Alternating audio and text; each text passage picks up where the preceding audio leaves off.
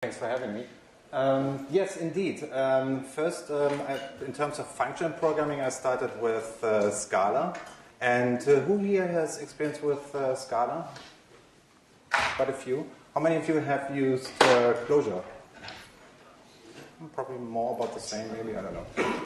So I think Scala as a language, when I was just using it myself, was okay.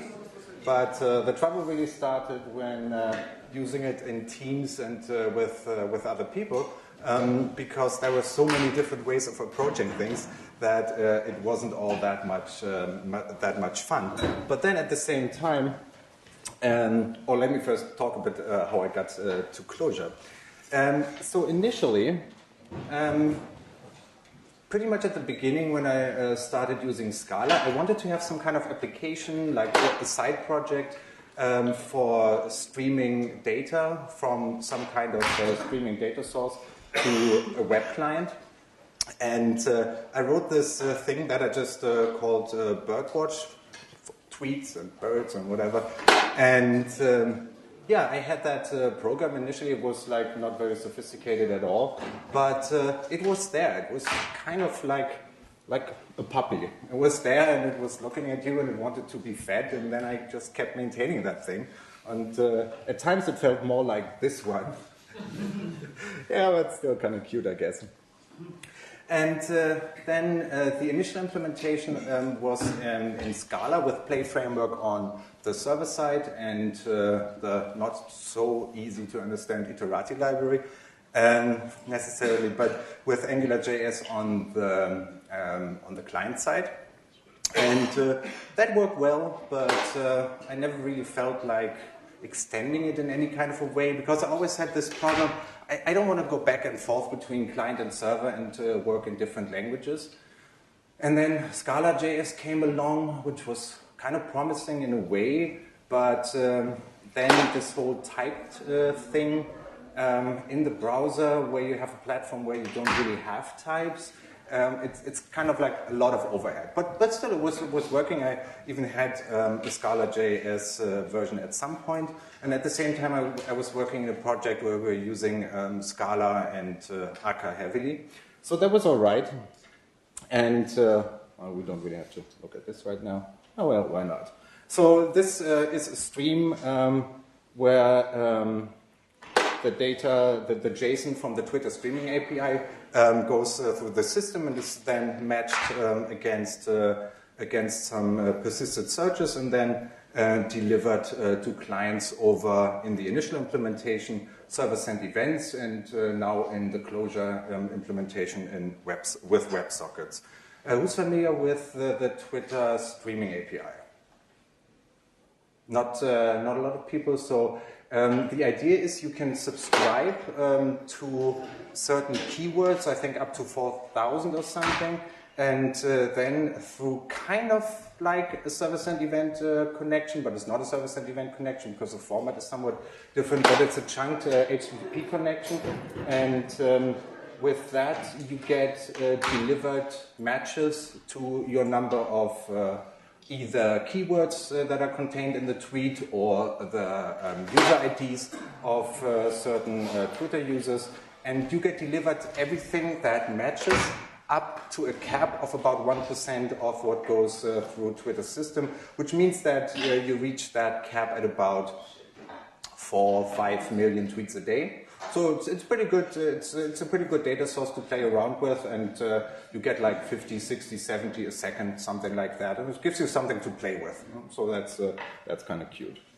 But then at the same time, I was working in the Scala project, and so many things seem so tedious. And who's a fan of type systems? People who's explicitly not a fan of type systems? Also a few people. No, the problem was that I always found that first I always thought a type system is a good thing because it keeps you from doing stupid things that the compiler will then just catch and tell you you're stupid and then like go back to it again. But then after working in those projects for a while, especially with actor systems, in that case Akka. The problem was that there were so many problems that occurred and so many bugs that the type system did not catch. But those problems always occurred not only despite the type system, but also because of the immense amount of complexity that was added by the building blocks of the application that you would not have in something like Clojure, where things are much more streamlined and simpler, in my mind. It's probably just a better match for my brain, but you may feel the same way. So, yeah, there's... why is that here again? I don't know. This is the... latest version where I did some rewrite with in ClojureScript and with not Bootstrap anymore, but pure CSS, which I find looks better. And yeah, another step in my journey to Clojure was that who has seen a talk by Rich Hickey? Yeah, a few people. And how many times did you have to watch it to understand everything or to get everything? I found that whenever I watched one of his talks, there was always like something in there that really got me thinking. It's like, oh, this is a really good idea. And then I thought about it for a minute, and then I was like, where is he now? So every single time that happened, and he completely lost me. And I thought I would much rather read this stuff. So I did a little experiment. And hired freelancers on Odesk to create transcripts. The idea was that I'm going to invest the amount of money that I would otherwise invest in travel for an international conference, and then hire people on Odesk to do the transcripts, and then I would proofread that. And that was a really great learning experience because that really forced me to read all that stuff and correct it, read it a couple of times, watch it again. And that was much better in terms of what I learned than any conference I've ever attended. So yeah, that was definitely worth it. It's all on GitHub. You can find all that there. By now, it's 11 talks by Rich Hickey and a couple of others. All right. Oh yeah, this is the latest version. So, and then after discovering how much or how good of a fit Clojure really was, I realized that I hadn't properly said goodbye to Scala. Has anyone read this by chance? A couple of people, yeah. It was kind of funny. So I think it was kind of like a private thing between me and Scala, and then somebody put it on Hacker News, and then the next minute there were like hundreds of people reading that at the same time, which was kind of funny. Yeah, and one of the things in that letter was that I was a little sad that there were no opportunities really to do Clojure anywhere in northern Germany. Because there's quite a bit of Scala, more so in Java, obviously, but yeah, that also helped because now I'm working at a company, Aviso in Ireland, where it's all Clojure, or at least everything is going towards Clojure, and that's definitely much more fun for me than Scala. Okay, but yeah, so then I started. This talk is a little bit comparable to one I gave in London at Clojure Exchange, but the one thing that changed since then is that I started writing a book about my experience about writing systems in Clojure. And initially I didn't really know why I even called it that. Why is it a system? Why is it not an application? What is a system? And then I remembered that I read a book a couple of years ago about systems thinking, and it's not about programming at all, that book, but there are so many things in there that really make sense when you think about software. Let me just read this quickly. A system isn't just any old collection of things. A system is an interconnected set of elements that is coherently organized in a way that achieves something. Yeah, hopefully that's also true for software that we build. And if you look at that definition closely for a minute, you can see that a system must consist of three kinds of things: elements, interconnections, and a function or purpose. Yeah, that works pretty for software as well. And then the other thing, and that really got me thinking a little bit. Software that we write is worth absolutely nothing when it's not run. Like, it doesn't really matter if we write it, but it becomes an observable system, an observable thing, the moment that we actually fire it up. So, and that's what a system is. It's something that expresses behavior over time. And that's very important because that behavior you can then observe. Okay, now for some architecture of what I built there in... where's my mouse? Oh, it's gone. It's weird. Well, whatever. So in the upper left corner we have this Twitter streaming API, and then first we have one application that runs in a separate JVM, which is the stream client or the Twitter client, which we will have a look at in a little bit. And then we have Elasticsearch. Who knows what percolation queries are? Okay, so a percolation query in Elasticsearch is an interesting thing because what you persist there is not the data, but the query. So you store a query, for example, I don't know, jobs, Hamburg, not Scala, something like that. Sorry. Then every single element that comes into the system through the streaming API is then matched against the existing queries that have an ID, and then you have connections to the system with a WebSocket connection, and then you know where to deliver those queries. One problem that I first had there was that I wanted to. Well, the query that happens most often is just an asterisk, and you don't want to store that every single time. But there's an easy fix for that. When you use the hash, in this case I think it's a SHA-256 hash, and you just use that as the ID of that document that you put in the percolation index, then you only store it once. So that's how I got around there. And then also the tweets are stored in Elasticsearch just regularly. And then there's a Redis pub sub. I'm using Redis there as a queue, which works really, really well with a little library called Carmine, a Clojure library. And it really only takes like 3-4 lines of code on each side of that connection. And yeah, it works really well.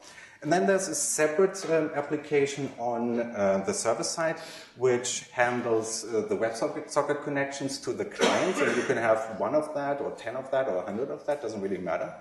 And yeah, I just said Redis queue. No, it's actually not true. I'm not using a queue there. I'm using a pub sub. You could use it as a queue, but it's just much easier to fan it out using a pub sub there. We'll look at that in a little more detail.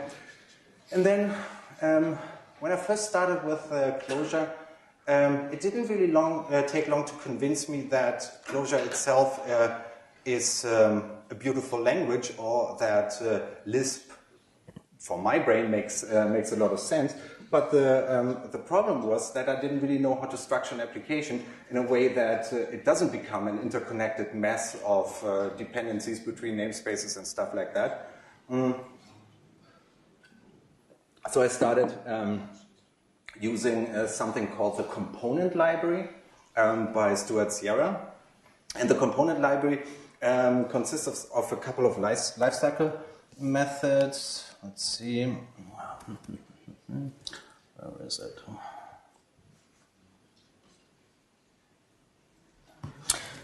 So this is how a component looks like. The switchboard that we just saw in the middle of that diagram is modeled as a dev record, which makes a lot more sense when you actually know Clojure.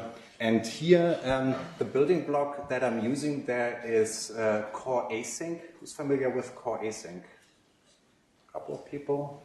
Or CSP? A couple more maybe even. Cool. So communicating sequential processes is the underlying technology that is implemented with core async. And let's see. The idea is that information flows through your system using channels. And Richicki always compares those channels to conveyor belts. And conveyor belts have the really nice property that you put something on there, and then it goes somewhere, but you don't really have to care. It's not really your problem. The end of that, the whole production line could be right over there or somewhere else, but I don't have to care. I'm just doing one job. I take something off here, I process it, do one step with it, or two, or whatever, and then I put it on the next conveyor belt. And that's all a single component needs to know. And unlike in other models of concurrency where you have actors need addresses. So that's a huge source, I find it, that's a huge source of coupling between different parts of the system, that you think, okay, you know where to send this particular kind of message, and then you want to remodel the system so that it doesn't go there, but to some kind of router that then fans it out or whatever.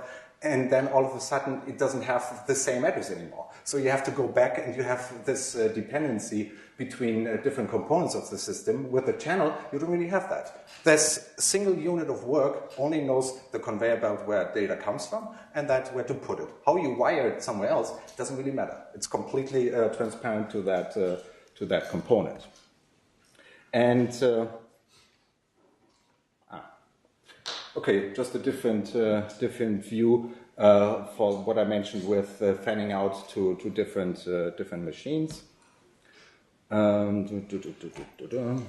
yeah, here that's the book I started writing. It's on LeanPub, and so far apparently the page says it's 42% done, complete. I don't know if that's true, but I just like that number. So yeah, but it's coming along nicely. So far there are 124 pages, and it's actually a lot of fun writing a book this way, where you get immediate feedback and don't have to deal with the publisher. I've done that once before as a co-author of another book, and that was much more tedious. And also, you can completely work on GitHub with Markdown, so I highly recommend this process as opposed to working with a traditional publisher that has you work with Word documents. It's a big pain, I can tell you that. But you don't have to buy the book to read it. There's also all the Markdown that it's written in on GitHub. It's not formatted as nicely, and you won't get the benefit of having like EPUB reader formats and stuff like that. But other than that, I think you can read it just fine on my GitHub. Okay, so here, these are the newer drawings that I did after I started writing the book, and I still don't know why I don't have a mouse. But yeah, you can, how well can you see that at all? Probably not so well, right? So, what you see, do we have a pointer here, maybe laser pointer or something? A pointer. Yeah? Cool.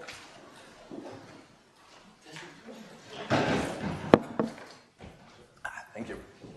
Much better. All right, so this is the Twitter streaming API. Let's go through this a little bit and have a look at the different channels as the building blocks of this application. There it is. Okay. So data comes in here from that streaming API, and then it goes through a transducer. And a transducer is kind of like map or something like that, but without the collection. So and Richicki can explain that much better than I can, but it's kind of like a recipe that you can apply to different kinds of data structures to do some kind of stepwise computation. And in this case... so just one more question. Yeah. Can we treat it like a function, this transducer? Yes. Mm-hmm. And in just like a function. Yes. It doesn't have a source. The source is to be filled in later. No, the transducer itself, no. You can just pass it to a channel. And yes. And it can have internal state if you want, which can be useful, particularly here, because some time ago, and the state is somewhere in there, some time ago, earlier last year, before that, the Twitter streaming API was always giving you 1 tweet per chunk. Everything was simple, so all you had to do was pass the JSON, do something with it. Initially, I passed that in Scala in a case class, and then later just as JSON in Scala, and then in Clojure just as a Clojure data structure. And then all of a sudden that stopped working.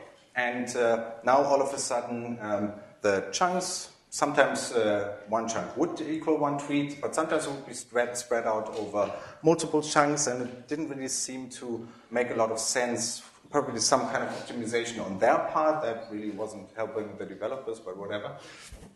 And then what I did there was to store local state in an atom and have that accessible to each step, so I can just put different chunks together and then every single time see if that is complete JSON. If so, parse it. If not, don't do anything, don't put anything on the next channel, just keep waiting, and then if that ultimately fails, just throw it away, take the next one. But usually you can rely on a valid JSON data structure coming in multiple chunks. But eventually you will get a complete tweet there.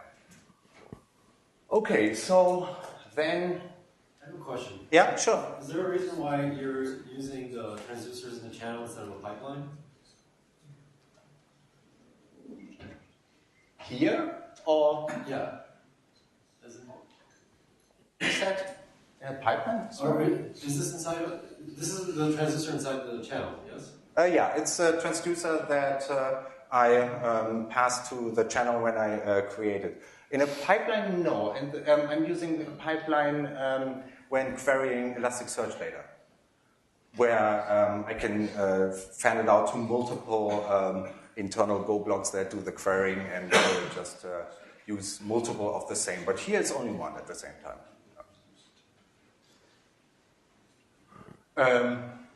Yeah, then is that? Yeah. Okay, or maybe we can just talk afterwards. Yeah, then what I do here. Pointer devices seem to fail in my hands. I don't know. And then we have the. I don't know, it's back.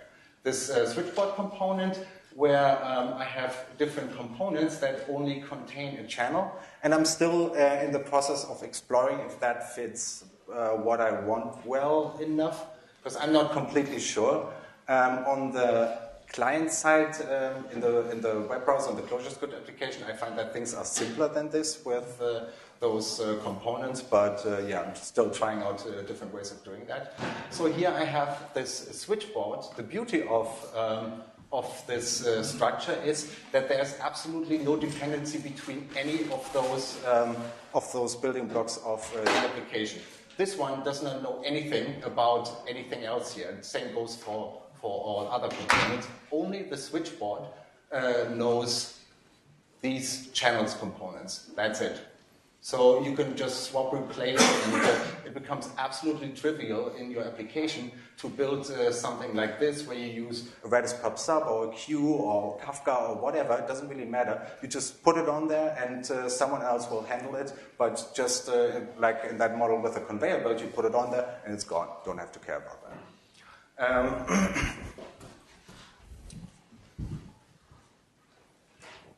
So this is the other side of the application, the one that handles the client connections. I think I will be able to get rid of a couple of additional channels here, but it makes it possible to really model the whole information flow in your application with just a couple of one-way channels. And it's probably easier if you look at the separate parts with the explanation on the GitHub page or something to get the whole thing.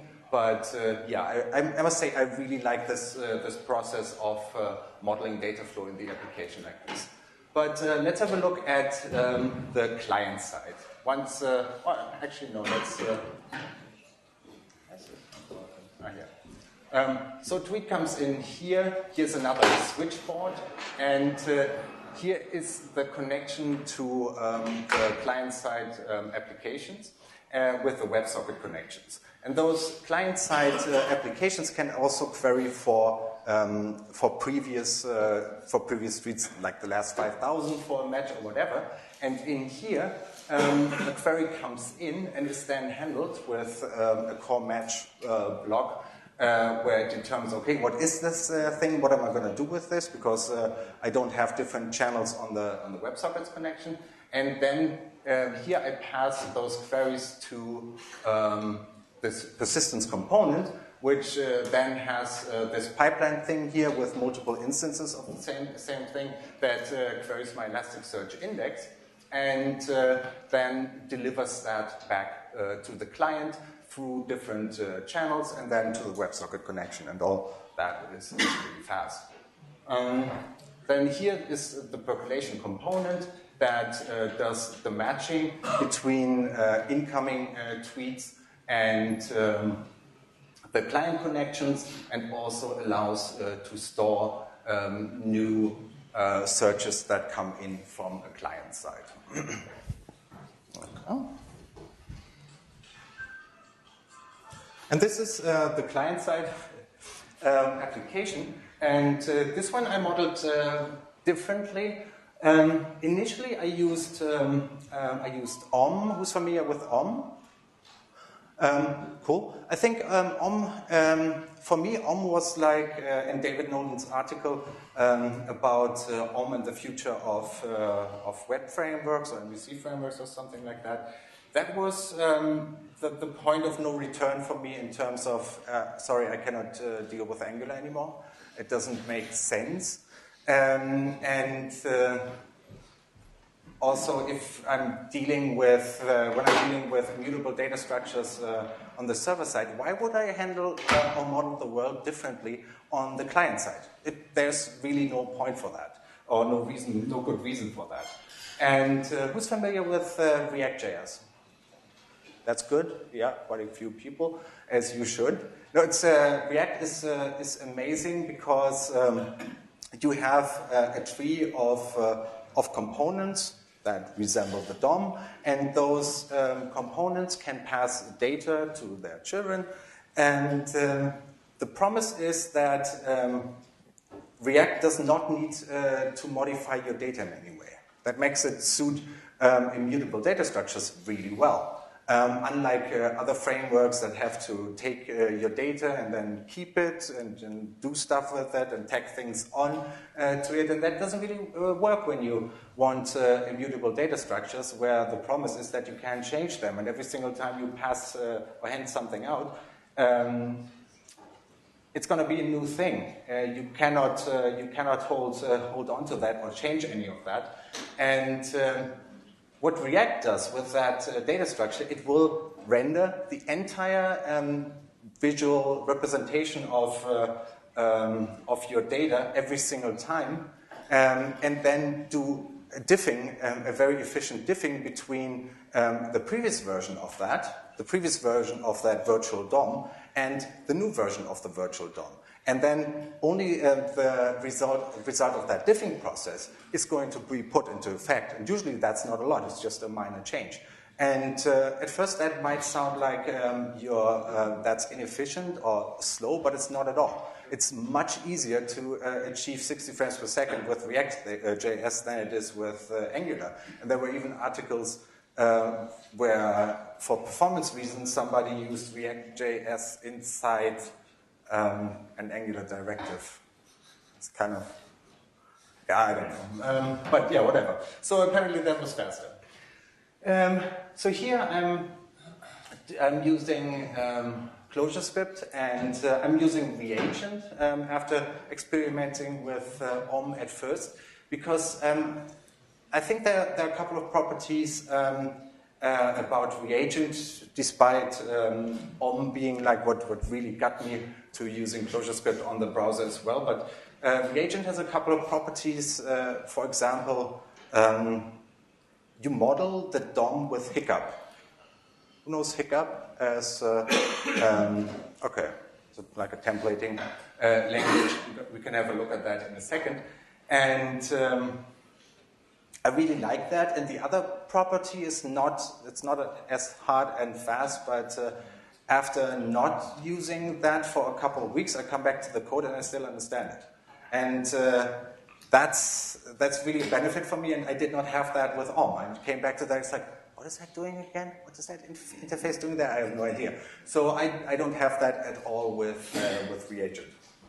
Anyway, so I have data, like I have state, application state, that I need to keep somewhere. And there's one thing that OM does much better than Reagent per se, I think, and that is with Reagent, you typically, the UI has access to your state. I don't think that's a good idea though, because if you work in a team or something, and there's a UI developer and you are responsible for the business logic of your application, you don't necessarily want, or even if both is you, and one day you wear one hat and the other day you wear the other hat, you don't want to easily be able to like destroy everything when you just click a button. But that's easily possible for if you work with atoms and swap something and then do something wrong. So I came up with a different architecture here. So here I have the application state. Here's a communicator component that receives data from the server side over a WebSocket connection, and then forwards that data to this state component here.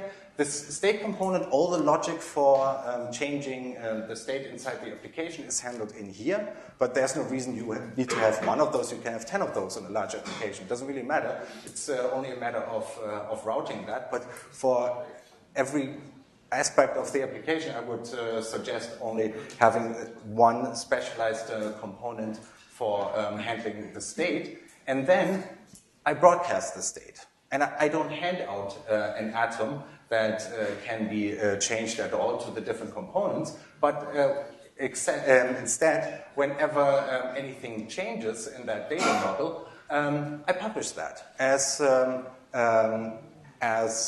message that contains the state at that time. And considering that it's an immutable data structure, I can just share it freely without a problem.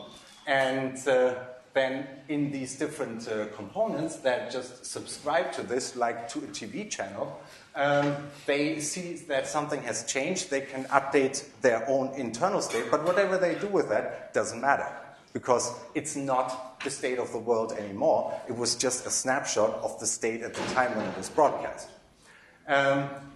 And then whenever you want to send anything back, like a command to the server, like some kind of like a search or something, there's a channel for that. Again, conveyor belt, that, where I put on my message that is key-spaced, and then I send it back here, and some of these may affect a change here, others are forwarded to the server, but I don't really have to care about all of that when I'm dealing with the UI component. I know that, okay, there's someone somewhere is going to respond to this kind of message, so I just send it, and that's it.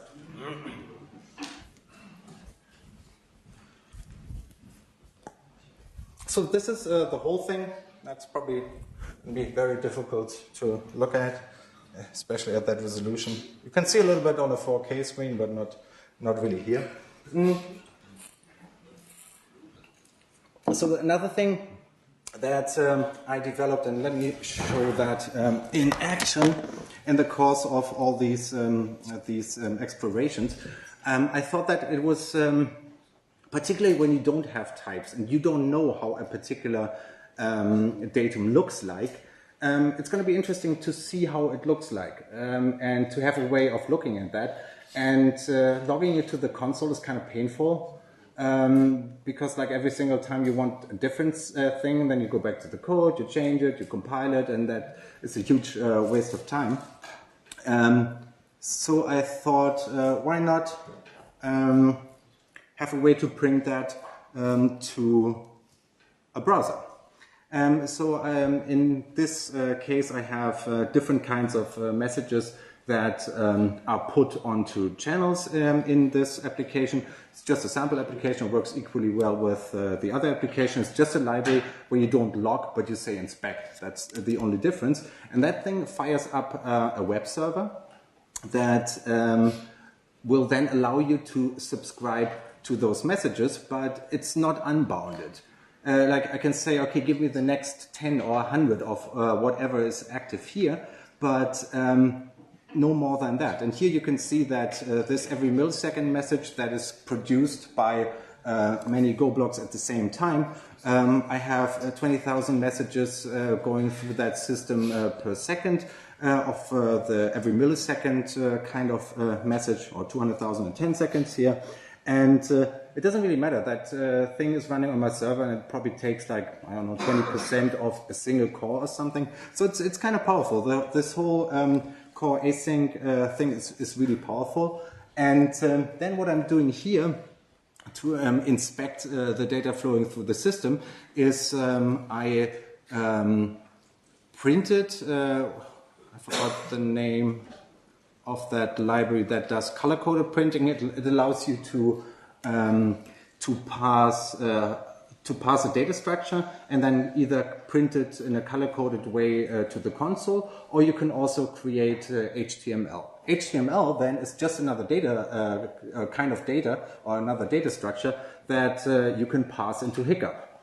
And then over a WebSocket connection, I pass the Hiccup to the client, and here I can inspect the different message types. So that makes the whole debugging workflow a little simpler. And I've got a couple of minutes. And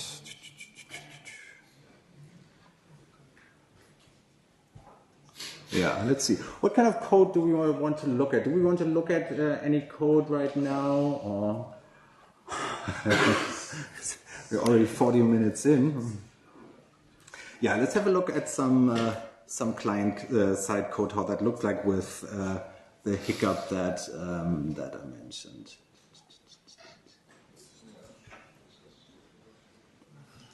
So this is a tweet. Tweet consists of a couple of things. Actually, let's look at the application quickly. Running.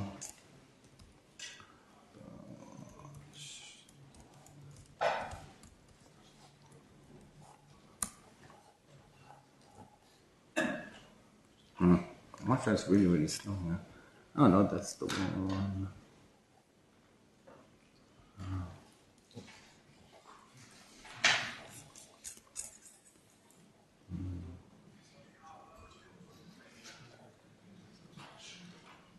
That's the Wi-Fi's a little slow here. Whatever. There's something. Let's look at that in a second. Okay. So here I have a couple of Hiccup elements, and let's see. For example, here I have a list of those tweets that you saw in that screenshot earlier, and what I do here is that for T in those tweets, I'm gonna render those tweet view components. These are reagent components, and then inside these components, you can interchangeably use actual DOM elements like a div or a span or whatever. Or you can use your own components, and that way you can take the whole problem apart and say, okay, I have this building block here, I have another building block somewhere else, and I put those together, create a list of those, or I have an image view that contains an image, and it's clickable to provide a link or something like that. So for every little thing like that, you create a component with Hiccup inside, and that you can always combine with your own components. So that makes it quite beautiful. And for subscribing to those state changes, who knows what a go loop is? A go loop? Okay. Not a lot. The Go loop is kind of like the main building block for processing data besides the channel. So in core async, what you have is this unit of this processing unit that we have here, which is called a Go loop, and this Go loop allows you to subscribe to a channel. And whenever data comes in from that channel, it takes that data off, or that message off of that channel.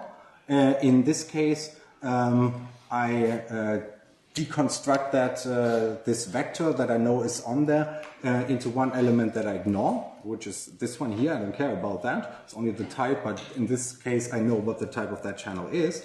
And then I take the state snapshot. Then I can do a couple of things with that immutable data structure that I receive here. And then I receive my local application, reset my local application state for this tweet component. And then in this case, I wait a little bit to give control back to the browser's event loop, and then I just recur and wait for the next one, and every single time something new comes in, it's going to be processed here. And then also there's another concept that's used here, and that's the so-called sliding buffer. And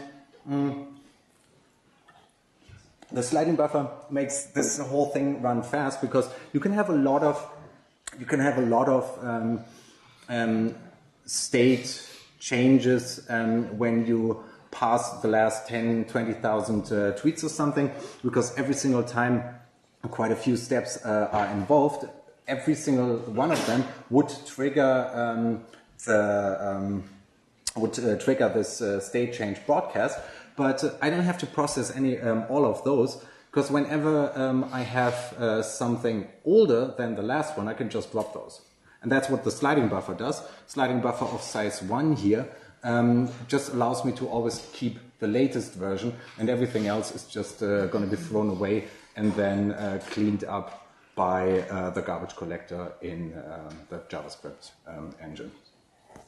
Well, there's really, it would probably take like 2 hours to go through the entire code. It's not going to be possible to do this here, but I think they're quite, because I'm running into the same problems again and again when building some kind of a streaming system. And let me just show you something quickly that I've been working on recently. And it's kind of like the same problem, but that from scratch. I have a WebSocket connection to a server side, and in this case, I want to load up an Angular application to kind of like pass the markup, the DOM that thing has generated, with the goal to eventually migrate that to ClojureScript. And what I'm doing here, I'm going to send a message over a WebSocket connection to a server, and that thing is going to fire up Selenium. You didn't really see it; it was really fast, and pass the DOM of that page, and then show you, okay, so this was the whole HTML that I've just seen. Most of that I probably won't need, but what was happening in the main div. Okay, hello Jane Doe is not going to be very interesting, but if you have a more complicated application, and that's what I'm working on right now, it may be useful when you want to migrate away from something like Angular. And let me do it one more time. It's going to fire up Firefox there somewhere. It's very fast, really short. And then I can just inspect that here. It's what I've shown you earlier. It's the same application, just used in a different way. But those building blocks, I find that I want to use all the time. But there are no good building blocks for that yet. But that is definitely something I'm going to explore over the next couple of weeks, also for the current project, and that's going to be available on GitHub pretty soon. So if you have some kind of problem like that, it may be worth looking at that. Okay, so this is it for today, and if you have any questions, please let me know, and also at the party you can definitely have a beer together. I'm certainly looking forward to that. Yes? Yeah, thanks. Thank you. Yeah, a few questions. Uh-huh. No, it's okay, I can shout. Okay. Why did you use Storm for the back end? It seems like a very good fit for Storm, what you're doing on the back end. I'm not completely convinced about that, because with Storm, you have your topology is fixed once you start it up. And I wanted to be more flexible in terms of creating new connections from the client side, and have like hundreds of them that are completely different at the same time. So yeah, I looked at Storm, but it wasn't quite flexible enough for me here. Yeah. You mentioned storage here components. Are you still using them? And are you using something similar in Clojure? I'm using a component still.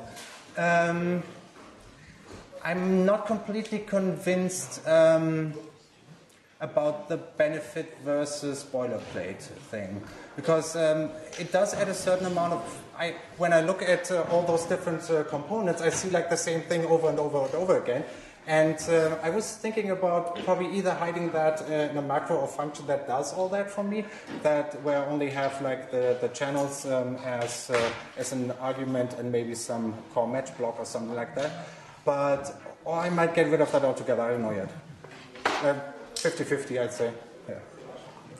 Okay, let's thanks Matthias again. Thank you.